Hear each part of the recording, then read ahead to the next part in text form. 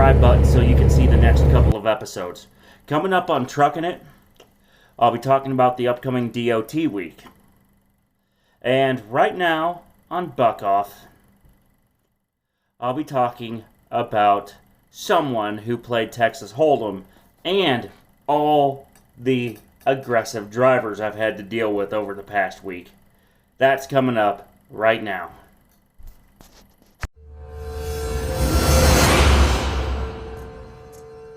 So, someone got caught playing Texas Hold'em down in San Antonio just a couple days ago. And by Texas Hold'em, I mean the person picked up a load of immigrants in Laredo who had been placed in between boxes and inside the load area of a trailer. So, person gets past, somehow slips past the border checkpoint, gets up into San Antonio, and when that driver does,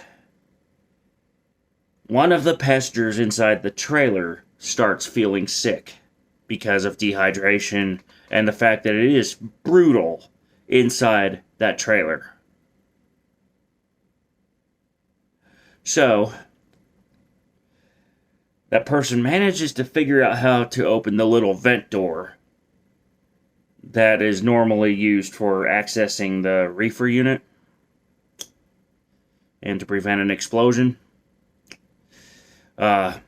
Therefore, that person was able to get his hand out the trailer door and start waving because, unfortunately, well, it just became way too hot in that trailer, and there was nothing that person could do otherwise. Had it been a normal dry van trailer instead of a reefer, it would have been even worse because that door would have never been able to be opened. So once that person got their hand out, another driver saw it. And that other driver's actions led to this person getting stopped, pulled into a truck stop,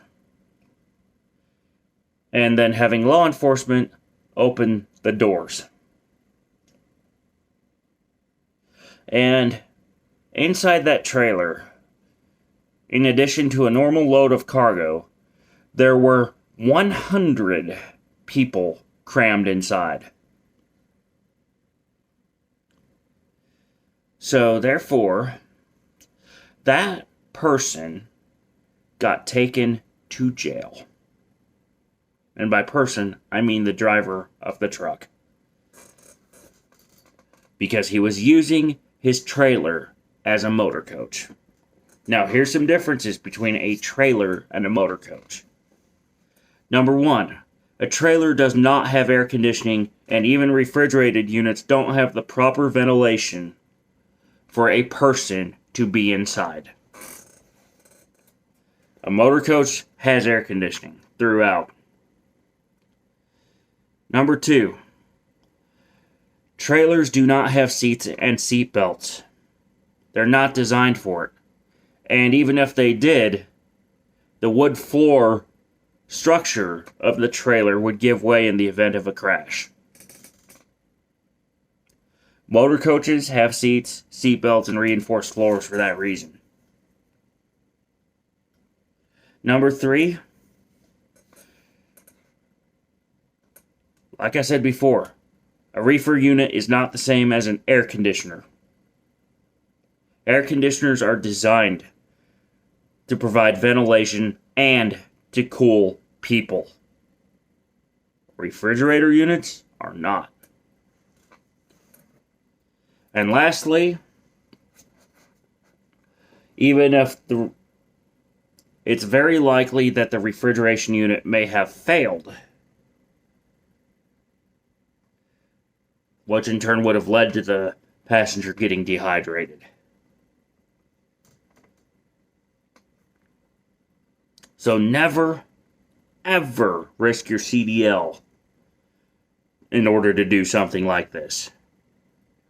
Instead, if you're wanting to haul people instead of cargo, do yourself a favor, go pay the fee, get a motor coach endorsement, and contact a guy like the guy that runs the channel, Motor Coach World. He's a guy to talk to about that kind of stuff. Now, I go on to the next thing. Aggressive drivers. They've been making me angry over the past week, especially in and around Memphis, Tennessee, which is a point where I have to pass through. Unfortunately, there's no real detour for it. These drivers just keep getting crazier and crazier and crazier by the day. For example,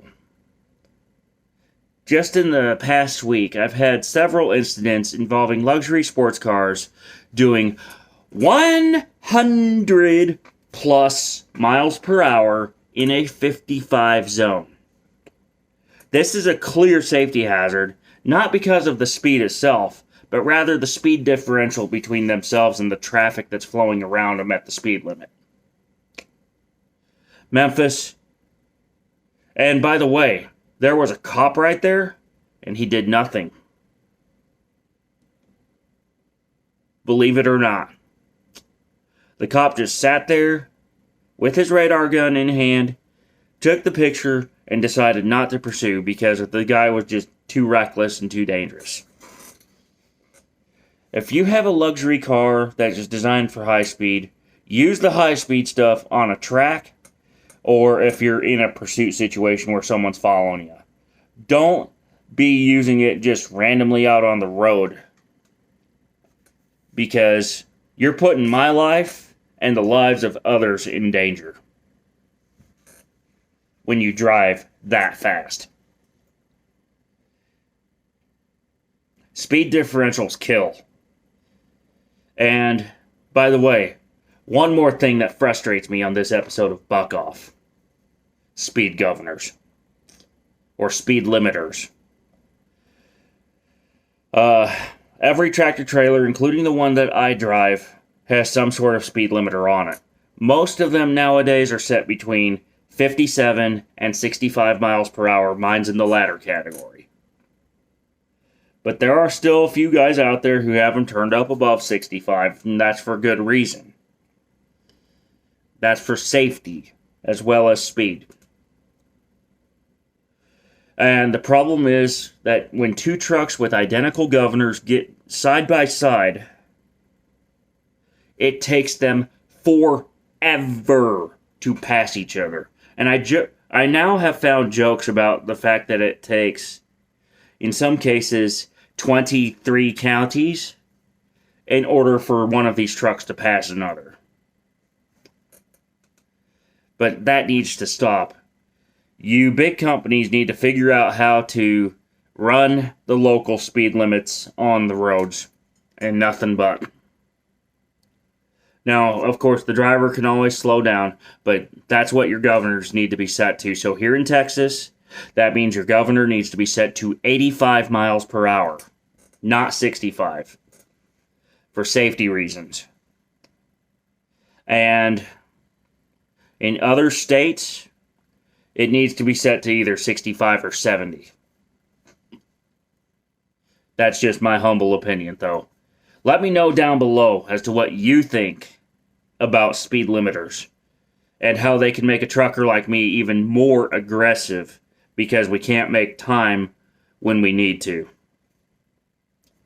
I'm Trucker Zach Bell. This is Truckin' It.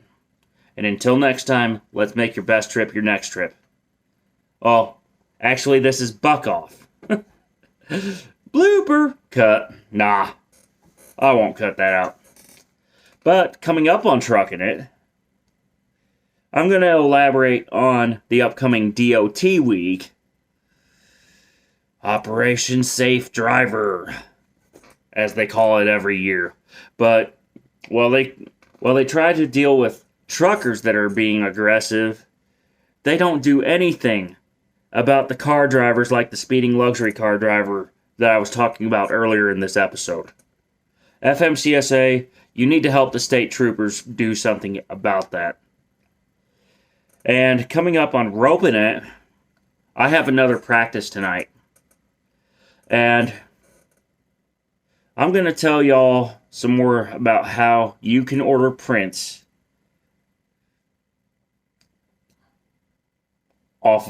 from the events that I shoot.